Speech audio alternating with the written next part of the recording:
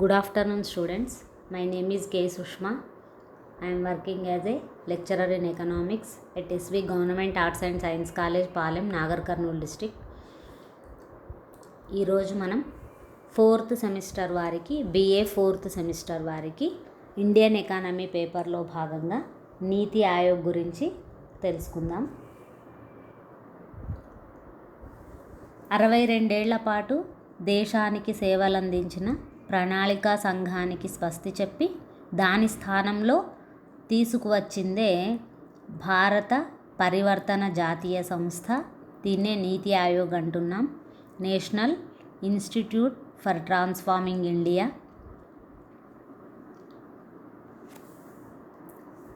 దీన్ని మొదటిసారిగా దీని గురించి 2010 ఆగస్టు 15 రోజు మన ప్రధానమంత్రి నరేంద్ర మోదీ గారు తొలిసారిగా ప్రస్తావించారు. తర్వాత 2015 జనవరి 1న నీతి ఆయోగ్ను ప్రణాళికా సంఘం స్థానంలో అధికారికంగా తీసుకొని రావటం జరిగింది.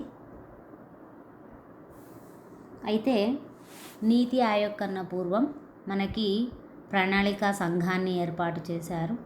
మొట్టమొదటిసారిగా ప్రణాళికా సంఘం ఆవశ్యకత మన దేశానికి అవసరం అని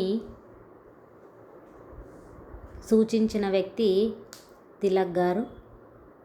రష్యా ప్రణాళికా సంఘాన్ని చూసి మన దేశంలో కూడా ప్రణాళికా సంఘాన్ని స్థాపించాలని ఆనాటి ప్రధానమంత్రి జవహర్లాల్ నెహ్రూ గారు ప్రయత్నం చేయడం ద్వారా ప్లానింగ్ కమిషన్ ఏర్పాటు చేశారు.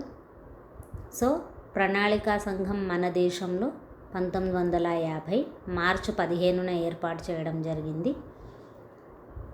It was established in accordance with Article 39 of the Constitution, which is a part of Directive Principles of State Policy. దీన్ని ఆదేశ సూత్రాల్లో భాగంగా ఆర్టికల్ 39లో రాజ్యాంగం ద్వారా దీన్ని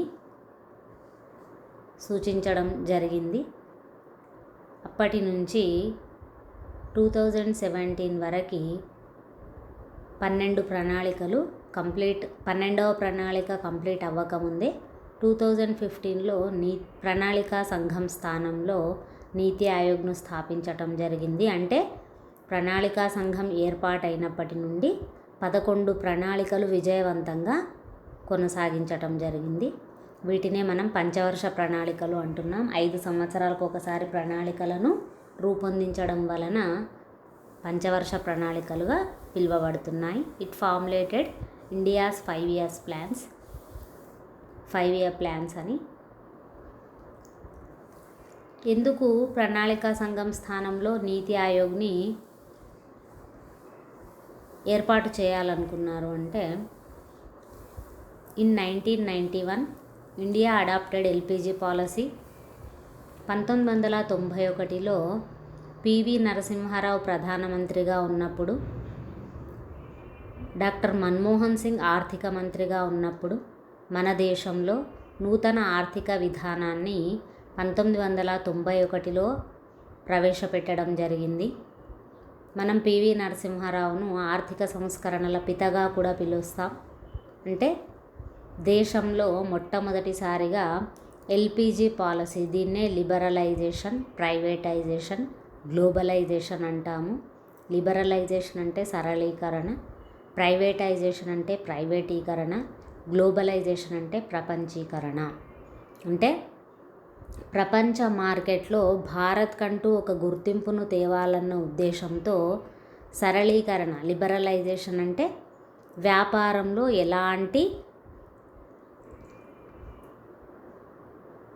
ఆంక్షలు లేకుండా సడలింపుల ద్వారా ప్రపంచ దేశాల మధ్య స్నేహ సంబంధాలతో కూడిన వ్యాపారం జరగాలని లిబరలైజేషన్ని, సరళీకరణను ప్రవేశపెట్టడం జరిగింది. ప్రైవేటైజేషన్, ప్రైవేటీకరణ ఏవైతే దేశంలో నష్టాల్లో నడుస్తున్న ప్రభుత్వ యాజమాన్య సంస్థలు ఉంటాయో వాటిని ప్రభుత్వం యాజమాన్యం వహించినప్పటికీ కొంత పెట్టుబడులను ప్రైవేట్ రంగానికి అప్పగించటం జరిగింది. అంటే పెట్టుబడిలో వారి భాగస్వామ్యాన్ని ఆహ్వానించటం జరిగింది. గ్లోబలైజేషన్ ప్రపంచీకరణ. ప్రపంచవ్యాప్తంగా భారత్కు ఒక మార్కెట్ను సృష్టించుకోవడమే ప్రపంచీకరణ. అంటే ప్రపంచ దేశాలతో స్నేహ సంబంధాలను కొనసాగిస్తూ మనకంటూ మన ఉనికిని చాటి చెప్పేదే ప్రపంచీకరణ. దాన్ని 1991లో డాక్టర్ మన్మోహన్ సింగ్ ఆర్థిక మంత్రిగా ఉన్నప్పుడు ప్రధానమంత్రి పివి నరసింహారావు ప్రవేశపెట్టడం జరిగింది. దాన్నే మనం న్యూ ఎకనామిక్ రిఫార్మ్స్ అని పిలుస్తున్నాం, నూతన ఆర్థిక సంస్కరణలు. ఆ సంవత్సరంలోనే నూతన పారిశ్రామిక విధానాన్ని కూడా ప్రవేశపెట్టడం జరిగింది. అంతేకాకుండా the PC sometimes discriminated if different parties were governing at the state and central levels. PC అంటే ప్రణాళికా సంఘం, ప్లానింగ్ కమిషన్. ఏం చేసింది? కేంద్రంలో ఒక పార్టీ ఉండడం, రాష్ట్రంలో ఒక పార్టీ ఉండడం, పార్టీల మధ్య భిన్న అభిప్రాయాలు రావడం, ప్రణాళికా సంఘం చెప్పిన సలహాలను సరిగ్గా పాటించకపోవడం. మోస్ట్ ఆఫ్ ద FYPs అంటే 5-year plans failed to achieve there target in the PC ఎరా.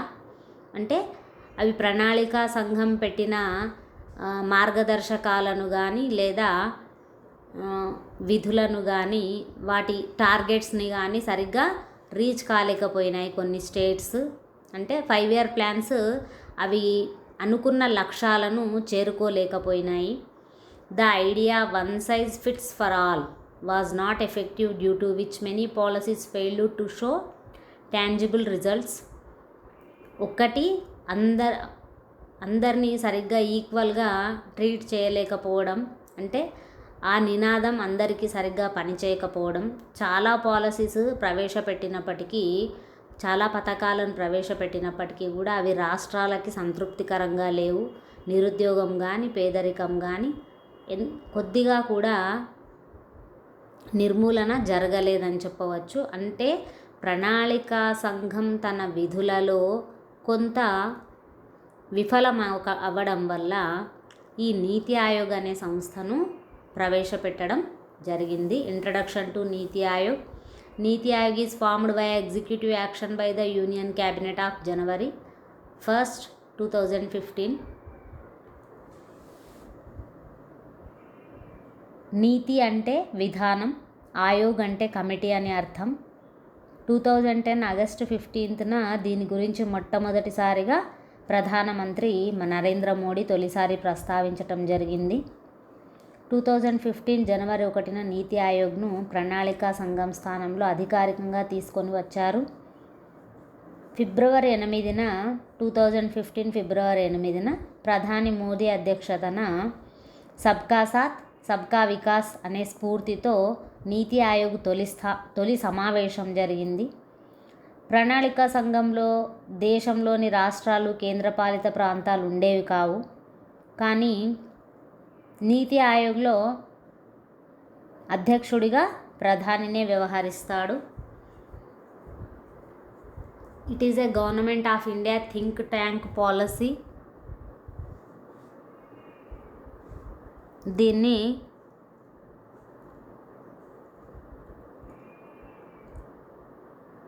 థింక్ ట్యాంక్ పాలసీగా నిర్వచించటం జరిగింది. అంటే అందరి ఆలోచనలతో నిర్ణయం తీసుకోవడం. ఇది నాన్ స్టాట్యుటరీ బాడీ.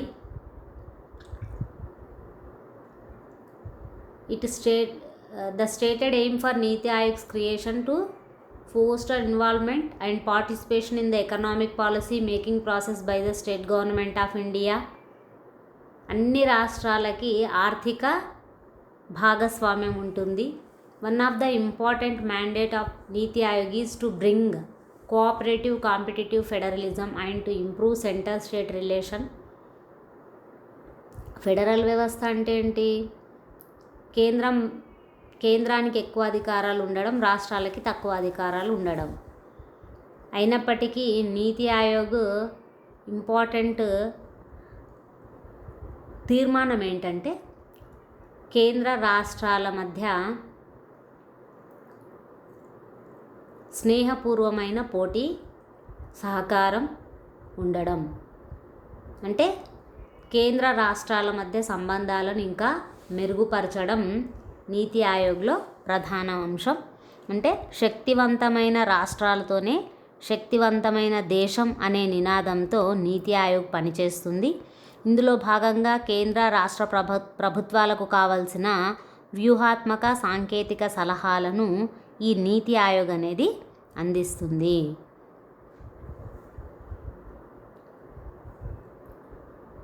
ప్రజలందరూ గౌరవప్రదంగా జీవించే వాతావరణం, ప్రస్తుత పరిస్థితులకు అనుగుణంగా దేశాభివృద్ధికి అవసరమైన పథకాలు ప్రణాళికలు రూపొందించడం నీతి ఆయోగ్ యొక్క కర్తవ్యం. సమాఖ్య భావనకు కట్టుబడి అభివృద్ధి ప్రక్రియకు అవసరమైన కీలక మార్గదర్శకత్వాన్ని వ్యూహాత్మక సహకారాన్ని అందించడం ఈ నీతి ఆయోగ్ యొక్క ముఖ్య ఉద్దేశం.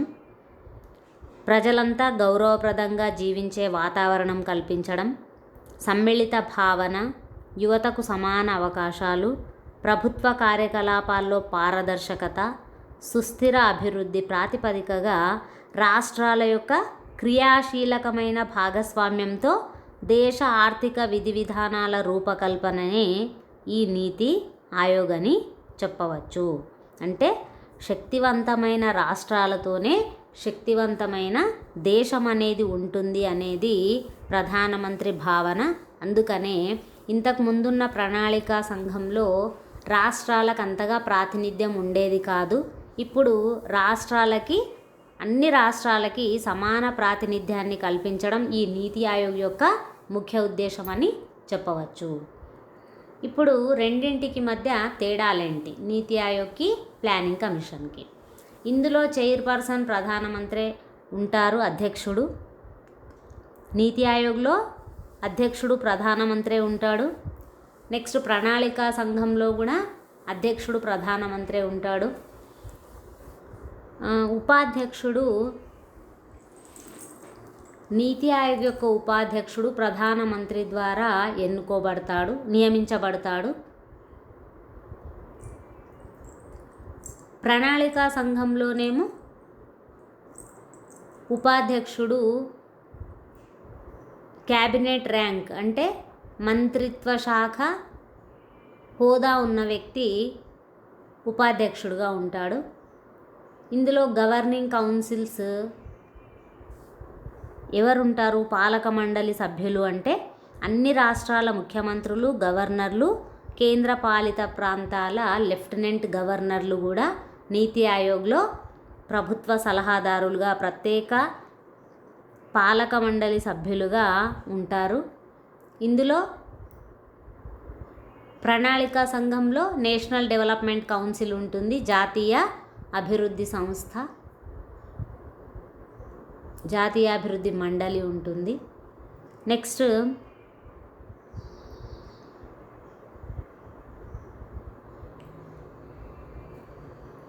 ఇందులో మెంబర్ సెక్రటరీ ఎవరు ఉంటారు అంటే ప్రధానమంత్రి చేత నియమితులైన వాళ్ళే ఉంటారు, చీఫ్ ఎగ్జిక్యూటివ్ ఆఫీసర్.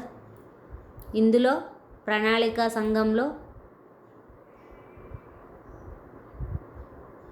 ఎవరైతే సెక్రటరీలు ఉంటారో వాళ్ళే ప్రణాళికా సంఘానికి సెక్రటరీగా ఉంటారు. పార్ట్ టైం మెంబర్స్ ఉంటారు ఇందులో నీతి ఆయోగ్లో. అంటే అవసరాలను బట్టి తాత్కాలిక సభ్యులను ఇందులో నీతి ఆయోగ్లో ఎన్నుకోవడానికి ఉంటుంది. కాలానుగుణంగా మారే పరిస్థితులకు అనుగుణంగా సభ్యులను ఇందులో నీతి ఆయోగ్లో నియమించటం జరుగుతుంది. కానీ ప్రణాళికా సంఘంలో తాత్కాలిక సభ్యులు ఎవరు ఉండరు.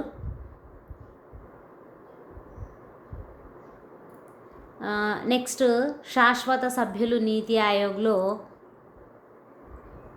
చాలా తక్కువ మంది ఉంటారు. పూర్తికాల సభ్యులు తక్కువ మంది ఉంటారు. ప్రణాళికా సంఘం రద్దయ్యే నాటికి 8 మంది పూర్తికాల సభ్యులు ఉండేవారు. అంటే ప్రణాళికా సంఘం యొక్క నిర్మాణానికి నీతి ఆయోగ్కి మధ్య తేడాలున్నాయి. అధ్యక్షుడు మాత్రం ఇందులో రెండింట్లో ప్రధానమంత్రి ఉంటాడు. ఉపాధ్యక్షుడు ప్రధానమంత్రి ద్వారా నియమితుడైన వాడు ఉంటాడు. ఇందులో జాతీయ అభివృద్ధి మండలి నియమిస్తుంది. నెక్స్ట్ ఇందులో పూర్తికాల సభ్యులు తక్కువ మంది ఉంటారు. నీతి ఆయోగ్లో ప్రణాళికా సంఘంలో పూర్తికాల సభ్యులు ఎక్కువ మంది ఉండేవారు. నెక్స్ట్ తాత్కాలిక సభ్యులు చాలా తక్కువ మంది ఉంటారు. ప్రణాళికా సంఘంలో అసలు తాత్కాలిక సభ్యులే ఉండరు. నీతి ఆయోగ్లో మాత్రం తాత్కాలిక సభ్యులు కూడా ఉండటం జరుగుతుంది. ఇప్పుడు మనం నీతి ఆయోగ్ యొక్క పాలక మండలి గురించి తెలుసుకుందాం. ఇది జనవరి 1, 2015లో ఏర్పాటైంది. అంటే 6 సంవత్సరాల క్రితం ఇది ఏర్పాటైందని చెప్పొచ్చు. ఇంతకుముందు ప్లానింగ్ కమిషన్ ఉండేది, ఇప్పుడు అది నీతి ఆయోగ్గా రూపొందించడం జరిగింది. దీని కేంద్ర కార్యాలయం ఢిల్లీలో ఉంటుంది. దీనికి కేటాయించిన బడ్జెట్ 2020-21లో చూసినట్లయితే 339.65 కోట్లు.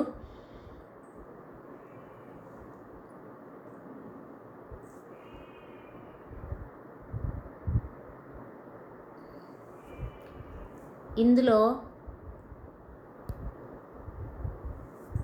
ప్రధాని అధ్యక్షుడుగా ఉన్నాడు. ఉపాధ్యక్షుడు రాజీవ్ కుమార్ ఉన్నారు. CEO Amitabh Kant IAS. దీనికి పేరెంట్ ఏజెన్సీ ఎవరు అంటే మినిస్ట్రీ ఆఫ్ ప్లానింగ్. ఇది నీతి ఆయోగ్ యొక్క పాలక మండలి అని చెప్పవచ్చు. ఇందులో పూర్తికాల సభ్యులు ఉంటారు, ప్రత్యేక ఆహ్వానితులు ఉంటారు. పాలక మండలి సభ్యులు వచ్చేసి అన్ని రాష్ట్రాల ముఖ్యమంత్రులు, గవర్నర్లు, కేంద్రపాలిత ప్రాంత లెఫ్టినెంట్ గవర్నర్లు ఉంటారు. సలహాదారులు తాత్కాలికంగా 5 సంవత్సరాల పాటు పదవిలో కొనసాగి పరిస్థితులకు అనుగుణంగా వారిని మార్చటం జరుగుతుంది. ఇది నీతి ఆయోగ్ యొక్క నిర్మాణం. నీతి ఆయోగ్ యొక్క విధులు: to evolve a shared vision of national development with the active involvement of states. కంపల్సరీగా రాష్ట్రాల యొక్క భాగస్వామ్యంతోనే ముందుకు వెళ్ళడం. to develop credible plans at the village level and aggregate these at higher levels of government. గ్రామ స్థాయిలో ప్రణాళిక రూపకల్పనకు అవసరమైన యంత్రాంగాన్ని అభివృద్ధి చేయడం. to foster cooperative federalism with the states on continuous basis, recognizing that strong states make a strong nation. రాష్ట్రాల క్రియాశీలక భాగస్వామ్యంతో జాతీయ అభివృద్ధికి అవసరమైన ప్రాధాన్యతలు, రంగాలు, వ్యూహాలను రూపొందించడం. శక్తివంతమైన రాష్ట్రాలతోనే శక్తివంతమైన దేశం అన్న నినాదంతో పనిచేయటం. అంటే కేంద్రం రాష్ట్రాలకు కావలసిన వ్యూహాత్మక సాంకేతిక సలహాలను, కేంద్రానికి రాష్ట్రానికి రెండింటికి కావలసిన వ్యూహాత్మక సాంకేతిక సలహాలను అందించటం. అంతేకాకుండా to focus on technology upgradation on implementation of programmes and initiatives. ఆర్థిక విధానపర అంశాలకు సంబంధించి వ్యూహాత్మక సాంకేతిక సలహాలతో కూడిన జాతీయ ఎజెండాను సిఫార్సు చేయడం.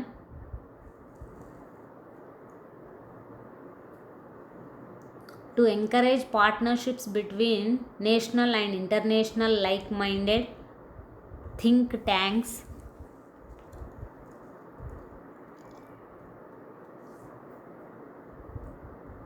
as well as educational and research institutions. సమాజంలో జాతీయ, అంతర్జాతీయ వ్యాపార నిపుణులు, ప్రాక్టీషన్లు తదితరుల సహకారంతో వ్యాపార అభివృద్ధికి అవసరమైన విజ్ఞానవంతమైన వినూత్న పద్ధతులను ఏర్పాటు చేయడం. దేశానికి అవసరమైన వ్యూహాత్మక దీర్ఘకాలిక విధానాలు, కార్యక్రమాలను రూపొందించటం, వాటి అమలును, పురోగతిని పర్యవేక్షించటం. ఆర్థిక విధానాలు వ్యూహాల రూపకల్పనలో జాతీయ భద్రత ప్రయోజనాలకు అధిక ప్రాధాన్యత ఇవ్వటం. మరొకటి to create innovation and entrepreneurial support system through national and international experts. సుస్థిర సమాన ప్రగతికి అనుసరించాల్సిన విధానాలు. జాతీయ అంతర్జాతీయ వ్యాపార నిపుణుల సహకారంతో విజ్ఞానవంతమైన వ్యవస్థను ఏర్పాటు చేయడం. To pay special attention to the sections of our society they may not be adequately benefiting from economic progress. సమాజంలో ఆర్థిక ప్రగతి ఫలాలను పొందలేని వర్గాలపైన ప్రత్యేక దృష్టిని సారించడం.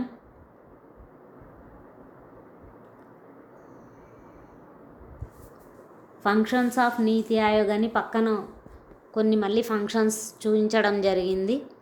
Monitoring and evaluation, act as a resource centre and knowledge hub, design policy and programme framework, foster cooperative federalism. అంటే రాష్ట్రాల క్రియాశీలక భాగస్వామ్యంతో జాతీయ అభివృద్ధికి అవసరమైన వ్యూహాలను రూపొందించటం. అంతేగాక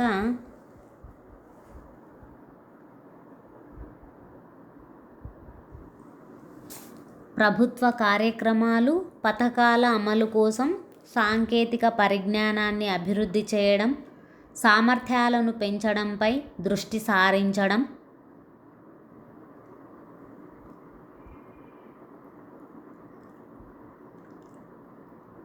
సుస్థిర సమాన ప్రగతికి అనుసరించాల్సిన విధానాలు. సుపరిపాలనకు అవసరమైన విధానాలపై పరిశోధనలు చేయడానికి ఆధునిక వనరుల కేంద్రాన్ని నిర్వహించడం. నెక్స్ట్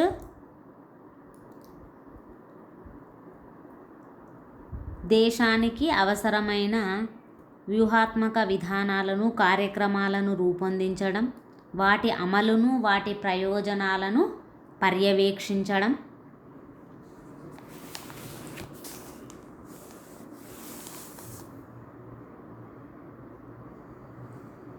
ఇవన్నీ కూడా నీతి ఆయోగ్ యొక్క విధులుగా చెప్పవచ్చు.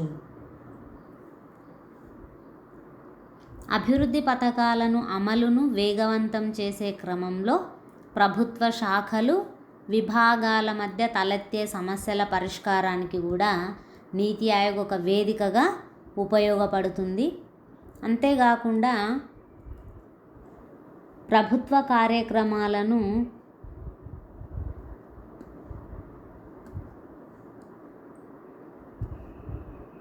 దేశ అభివృద్ధికి అవసరమైన పథకాలను ప్రణాళికలను రూపొందించడం, ప్రభుత్వ కార్యకలాపాల్లో పారదర్శకత, సుస్థిర అభివృద్ధి ప్రాతిపదికగా రాష్ట్రాల యొక్క క్రియాశీలక భాగస్వామ్యంతో దేశం యొక్క ఆర్థిక విధి విధానాలను రూపొందించటం. ఇవన్నీ కూడా నీతి ఆయోగ్ విధులుగా పేర్కొనవచ్చు. Conclusion. However, it is too early to comment on the efficiency of the new institution related to planet development. Something is possible when it shifts gears and moves into a operation seriously. However, the present move to decentralized planning and allowing inputs to states to guide it appears to be a positive and effective steps.